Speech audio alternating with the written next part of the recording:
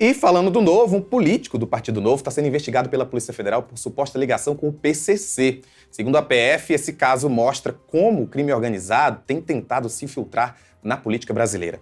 Para explicar os detalhes dessa conversa, a gente conversa com o colunista Fábio Serapião, aqui direto no estúdio. Boa tarde, Fábio, tudo bem? Tudo bom. Então, conta aí, a gente acabou de falar do Novo e você me traz essa história de um político suposto. Quem é esse político? Que operação da PS foi essa? E tenta me dar também noção do quão a PF está preocupada com essa possível entrada do PCC na polícia. Isso. O político que a gente fala é o Cláudio Aguiar, da cidade do Guarujá, no litoral paulista, né, na Baixada Santista, e ele foi alvo da Operação Emergentes da Polícia Federal.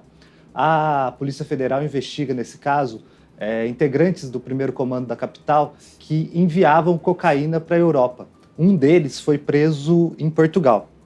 E durante a investigação, a PF acessou o celular de um desses integrantes do PCC chamado Boy.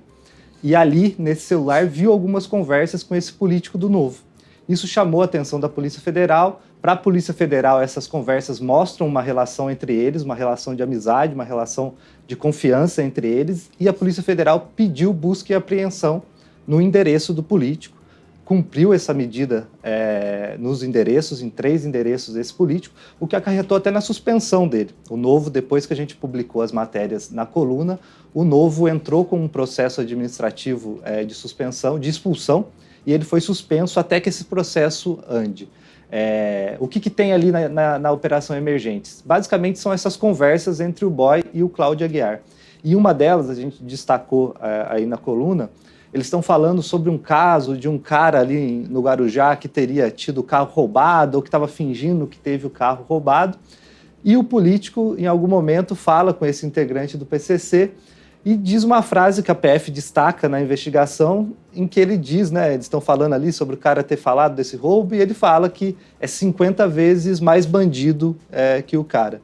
Ali, a interpretação que a polícia dá que mostra, além da relação com o cara do PCC, mostra também que ele sabia, de alguma forma, dessa participação do Boy em crimes.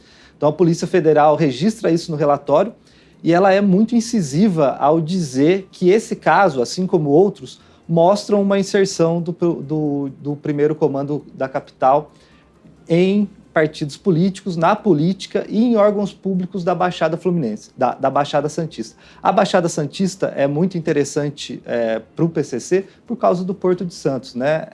O PCC hoje é um dos principais exportadores de cocaína do país, né? E o Porto de Santos é uma dessas rotas que sai do Porto e vai para a Europa. Tanto que um dos alvos da PF foi preso em Lisboa, era uma das lideranças do PCC, o Fante, e foi preso lá em Lisboa também nessa operação.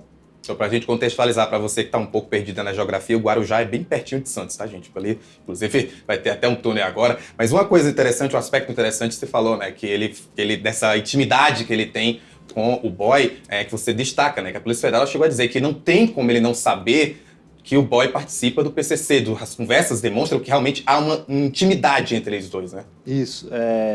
Ali são pelo menos 3 exemplos que a Polícia Federal cita da proximidade entre eles, e a polícia aponta ali que é impossível que não saiba, né? É um cara que tem uma vida, o integrante do PCC, um cara que não tem uma função ali, um trabalho, algo que faça além do tráfico de drogas, segundo a Polícia Federal. Então, a Polícia Federal fala que essas conversas simplesmente é impossível. E essas conversas, muitas vezes, essa do caso que ele fala que é 50 vezes mais bandidos, é em relação à comunidade. Tem uma outra que ele fala de entrega de ovos de Páscoa em uma comunidade também.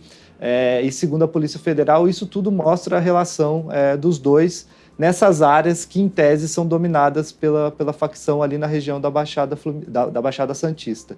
E como você falou, o Guarujá está na mira da Polícia Federal justamente por essa proximidade de Santos. Só tem ali um canal que separa e já está sendo feito um projeto, uma licitação para o túnel. Então é muito próximo, então aquela área ali hoje em dia é um foco do primeiro comando da capital, como um caminho mais próximo ali para a exportação de droga para a Europa, que hoje é um dos principais mercados aí do mundo para o PCC. Você trouxe também que o Novo suspendeu Já o Cláudio suspendeu, não é expulsar. O que é que o Novo está esperando? O que é que ele disse em relação a essa suspensão? E o que é que a gente pode esperar aí, né, em relação a esse político? O diretório estadual do Novo acionou o diretório nacional, foi aberto um processo e dentro desse processo foi dada uma decisão liminar de suspensão. Então ele está suspenso, mas esse processo ainda está rolando dentro do partido, ele vai ter direito a apresentar a defesa, apresentar o que ele diz sobre o que a PF está afirmando em relação a ele, e no final vai ter uma decisão do Novo. A gente procurou o político, né, o Cláudio Aguiar, ele disse que não tinha sido informado ainda sobre a suspensão e que ia enviar todos os documentos para o Novo que, em tese, mostram que ele não tem relação com essa pessoa do PCC. Fábio, um pouquinho antes de você entrar, a gente estava falando exatamente do ex-procurador Deltan Dallagnol, indo lá na Câmara, né, tentando reforçar esses laços do Novo. São só 4 parlamentares na Câmara, um senador. O quão notícias como essa, o quão denúncias como essa que você traz para a gente podem prejudicar, inclusive, esse projeto político do Novo para 2026? Isso é uma preocupação de todos os partidos, não é uma questão apenas do Novo, né? A infiltração de criminosos, de integrantes de facções, de organizações criminosas na política, isso não é um assunto de agora, isso tem aumentado, mas não é um assunto de agora, nenhum partido está imune, mas isso obviamente é um golpe no partido, principalmente num partido como o Novo, que é um partido que faz oposição, que sempre aponta o dedo para irregularidades de outros partidos, em outros governos, então isso atrapalha um pouco, sim, todos os temas relacionados ao Novo, por causa de uma pecha aí, de uma relação com uma organização criminosa, e uma organização criminosa voltada ao narcotráfico, uma organização criminosa violenta, ligada a crimes violentos, como é o Primeiro Comando da Capital, que é a maior facção do país hoje em atuação, né?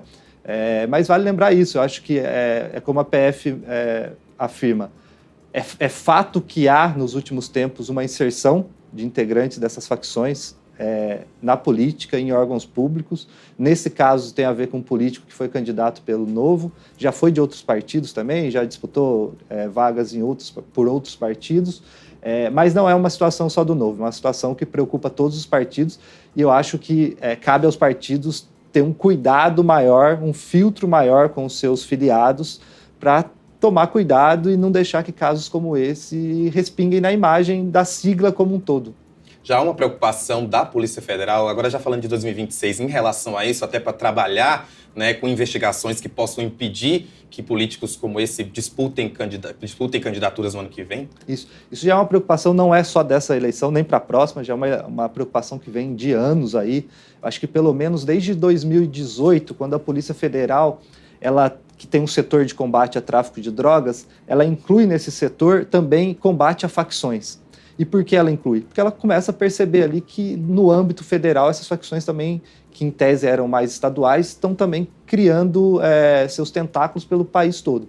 Então ali inclui isso no combate também, e a partir dali a PF em várias operações, a PF, o Ministério Público de São Paulo, em várias operações, vem apontando para esses tentáculos do crime organizado no poder público e nos partidos políticos. Eu acho que mais do que nunca no ano que vem, essa vai ser uma preocupação, e pelo menos a Polícia Federal, que é onde a gente acompanha aí com mais proximidade, isso está no foco deles e creio que cada suspeita que aparecer vai ser investigado.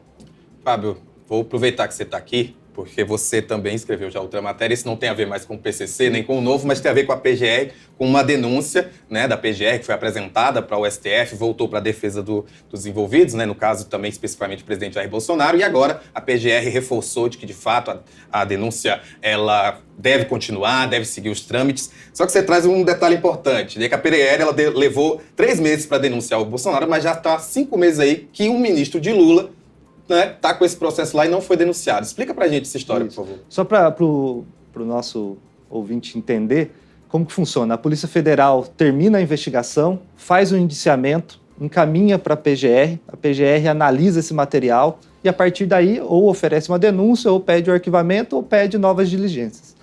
O que acontece nesse caso? No caso do presidente Bolsonaro, no final de novembro a PF indiciou, dezembro, janeiro, fevereiro. Em fevereiro, a PGR já denunciou Bolsonaro e todos os outros indiciados. No caso do ministro Juscelino Filho, que é ministro das Comunicações do governo Lula, isso já tem um tempo maior. A PF terminou essa investigação do ministro Juscelino em junho do ano passado. Ela enviou para a Procuradoria-Geral, o STF pediu mais um tempo, pediu de volta o processo. Então a PGR diz que recebeu oficialmente em 15 de outubro esse indiciamento do ministro Juscelino. E é um indiciamento num caso de desvios em contratos bancados com emendas parlamentares. Obras que beneficiaram a família, propriedades da família dele, enfim, tem vários apontamentos de desvios em emendas parlamentares relacionados ao ministro Juscelino. Então chegou lá em outubro e até hoje está parada lá. Não foi apresentada nenhuma denúncia, não teve um pedido de arquivamento. A gente questionou a PGR sobre isso, por que tem um tempo de um caso que é mais rápido e outro que demora mais. A PGR explica que nesse caso específico do Bolsonaro, como tinha réus presos, ela tem que ser mais rápida para oferecer a denúncia. E ela diz também que cada caso tem sua particularidade, então ela faz uma análise específica para cada caso, então diz que isso é o motivo de, no caso do ministro Juscelino Filho, do governo Lula, esse relatório da PF está lá parado há 5 meses, enquanto o do Bolsonaro já chegou, já foi analisado e já foi denunciado. Mas isso não quer dizer que vai haver um tempo, então a gente pode esperar ainda que... Não há um prazo para oferecer essa denúncia. Nos bastidores, o que se tem dito é que agora que resolveram a situação do Bolsonaro, que era um caso maior, eles vão poder ter mais tempo para analisar essa do Juscelino, mas o fato é que essa denúncia, esse relatório está lá. A Polícia Federal aponta ele como integrante de uma organização criminosa envolvida em desvios de emendas parlamentares e a PGR precisa definir se vai denunciá-lo, se vai arquivá-lo ou se vai pedir mais diligências. O que é muito complicado é o caso ficar parado. Isso exatamente, né? Como você falou, são 3 opções. É óbvio que a gente pode esperar aí que a resolução aconteça, mas 5 meses, de fato, a gente já fica naquela expectativa. E aí, o que é que vai acontecer de agora? Justamente. Ainda mais quando outros casos têm uma celeridade maior. E vale lembrar que esse tema das emendas é um tema que já está dominando o noticiário há um tempo, deve dominar ainda mais. E são vários casos que estão acontecendo, várias investigações. A PGR vai ser demandada ainda mais, já está sendo demandada em outros casos. Então precisa dar seguimento na fila. O caso Juscelino já foi encerrado, então precisa terminar para continuar os outros também. Fábio, muito obrigado pela tua participação. Obrigado.